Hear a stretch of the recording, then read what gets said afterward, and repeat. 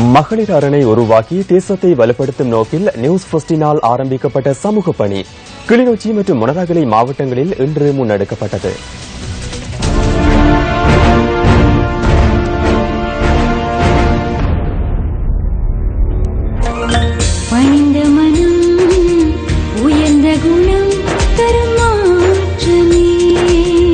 மூன்றாவது நாளான இன்று கிளிநொச்சி மற்றும் மொனராகலை ஆகிய பகுதிகளில் மகளிர் அரண் அமைக்கும் செயற்திட்டம் முன்னெடுக்கப்பட்டது.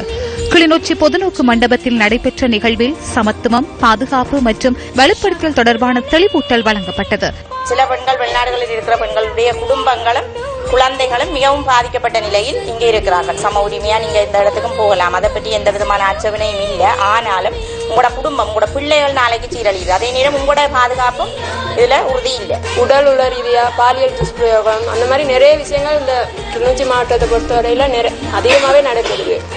அதெல்லாம் தடுக்கணும்னா பெண்களை நீங்க விழிப்புணர்வோட செயற்பட வேண்டும்.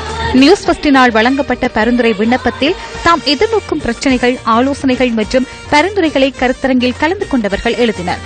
அவ்வாறு எழுதப்பட்ட பரிந்துரைகள் நியூஸ் ஃபர்ஸ்டின் மகளிர் அரணுக்கான பரிந்துரை பெட்டிக்குள் இடப்பட்டன. முகாம்களில் தங்கியிருந்த போது பிறந்த குழந்தைகளுக்கான பிறப்பு சான்றிதழ்களை பெறுவதில் உள்ள சிக்கல்கள் தொடர்பில் இதன்போது சுட்டிக்காட்டப்பட்டது.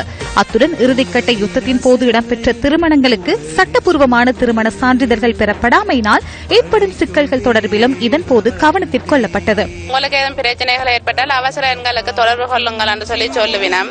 ஆனா அந்த அவசர எண்களுக்கு தொடர்பு கொள்ளும் போது அவர்கள் சிங்கள மொழியிலேயோ அல்லது ஆன்சர் பண்ணாத முறையில பிரச்சனைகள் காணப்படுகிறது. இந்த நிகழ்வில் கலந்து கொண்டதுமே மிகவும் சந்தோஷமாக இருக்கு. வன்முறை ஒழிப்பு வாரத்துக்கு நீங்க இந்த நிகழ்வை செய்கிறதாட்டு மிகவும் சந்தோஷப்படுறேன்.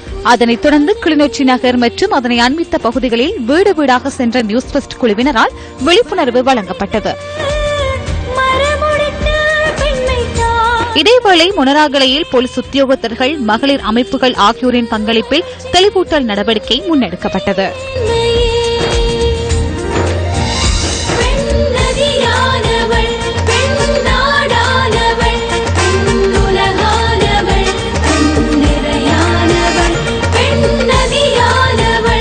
டிசம்பர் மாதம் 6ஆம் திகதி ஞாயிற்றுக்கிழமை காலை 9 மணிக்கு வவுனியா பிரதேச செயலகத்தில், டிசம்பர் மாதம் 7ஆம் திகதி திங்கட்கிழமை காலை 9 மணிக்கு திருகோணமலை பட்டணமும் சூழலும் பிரதேச செயலகத்தில், டிசம்பர் மாதம் 8ஆம் திகதி செவ்வாய்க்கிழமை காலை 9 மணிக்கு மட்டக்களப்பு மண்முனை வடக்கு பிரதேச செயலகத்தில் தேசத்தை ஒன்றிணைக்கும் மகளிர் அரணை உருவாக்குவோம்.